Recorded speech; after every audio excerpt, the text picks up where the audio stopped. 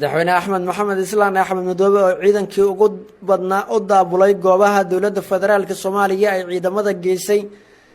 qalabka dagaal ee lasoo bandhigay oo u muuqda mid waddan shisheeye laga helay ayaanu idiin soo gudbin doonaa. KDF waxa ay isku diyaarisay dagaal ay la gasho ciidamada sida gaarka u tababaran iyo kuwa booliiska ee dowladda Soomaaliya goobaha ay markaan doonayaan inay gabaadyada ka dhigtaan ayaanu idiin soo gudbin doonaa. Madaxweynaha Jubbaland Axmed Maxamed Islaan Axmed Madoobe ayaa waxa uu amray in si degdeg ah ciidamada qaybahooda kala duwan ay ugu dhaqaaqaan deegaanada ay dowladda federaalku ciidanka geysay. Waxa uu amray in la sameeyo difaacyo adag oo ka durugsan magaalada Kismaayo ee xarunta gobolka Jubbada Hoose. Sidoo kalena waxa uu amray in ciidamadaasi ay gaaraan guud ahaan deegaanada ay ku sugan yihiin markaan ciidanka dowladda federaalka ee Soomaaliya. Sidoo kale waxa uu amar siiyay in ciidamadu ay ka hortagaan ka hor inta ciidanka dowladdu aynan isku dayin inay qabtaan wasiirka amniga Cabdirashiid Janan ee markaani hub aruursiga ka sameynaya qaybo ka tirsan xuduudda Soomaaliya iyo Kenya ay wadaagaan. saacadihii aanu soo dhaafnay kolayo badan oo ka tirsan ciidanka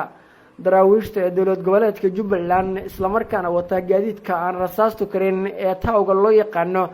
iyo sidoo kale gaadiid kale oo noocyo kala duwan leh ayaa waxay u jahaysteen dhanka gobolka Gedo. ciidankaas oo sida la tilmaamay ka gudbaya xuduudda ay wadaagaan labada gobol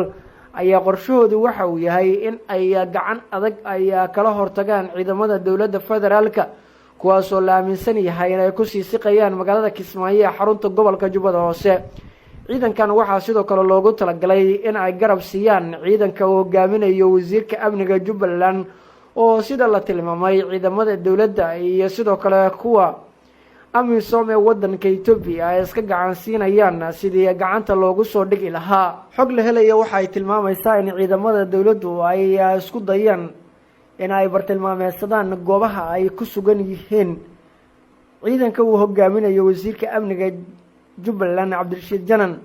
waxaase sida la tilmaamay hor istaagay saacadihii aanu ka soo gudubnay ciidamadaas inay weerar qaadaan mas-uuliyiin ka tirsan dowladda federaalka isla markaana ka soo jeeda deegaan ahaan gobolka Gedo kuwaas oo ka dalbaday dowladda federaalku inay hoos u dhigto weerarada ay la damacsan tahay guutada uu hogaaminayo Cabdirashiid Janan oo dambiile ay u aqoonsan tahay dowladda dhexe. xog la helaya waxay intaas sii raacinaysaa in madaxweyne Axmed Madoobe uu kula la qaatay saraakiisha ciidamada Kenya ee ku sugan qaybo kala duwan ee ka tirsan deegaanada maamul goboleedka Jubbaland isla markaana ay ka wada hadleen sidii ciidanka daraawiishta Jubbaland looga gacan siin lahaa dhaqdhaqaaqyada dowladda federaalka sidii ay kaga hortagi lahaayeen. waxa sidoo kale xogtan ay tilmaamaysaa in gaadiidka ciidankan ay wataan ay inta badan yihiin gaadiid horay looga helay deeq ahaan wadamo shisheeye isla markaana loogu talagalay inay ku howlgalaan ciidanka heer federaal ee gobolada Jubbooyinka. gawaarida aan xabadu karin ayaa la tilmaamay inay leeyihiin ciidamada Jubbaland oo ka helay sida la tilmaamay ciidanka Kenya iyo sidoo kale dowladda Imaaraadka Carabta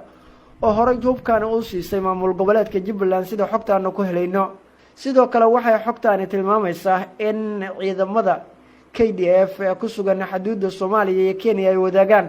ay galeen heegantii ugu cuslayd kadib markii madaxweyne Uhuru Kenyatta uu la wadaagay in waddanka ay suurtagal tahay in qalalaaso ay ka dhacaan xuduudaha uu leeyahay. waxaana ciidamadaasi sida xogtaanu ku helayno ay isku diyaariyeen sidii ay kaga hortagi lahaayeen dhaqdhaqaaqyo kaga yimaada dhinaca dowladda federaalka ee Soomaaliya. ciidanka KDF ayaa lagu amray in aynan ciidamada Soomaaliya aynan cagta soo dhigi karin deegaanada ay dowladda Kenya ay ka sameynayso darbiga ay ka dhistay xuduud beenaadka ay wadaagaan Kenya iyo Soomaaliya. waxaana ciidankaasi sida la tilmaamay saacadihii la soo dhaafay ay ka gudbeen meelo kala duwan oo ka tirsan xuduud beenaadka labada dowladood siiba gobolka Gedo iyo sidoo kale gobolka NFD ee Soomaalida waddanka Kenya. dadka deegaanada ka tirsan gobolka Gedo ee dhanka Alwaaq iyo sidoo kale Balad Xawo ayaa inoo xaqiijiyeen ay dareemeen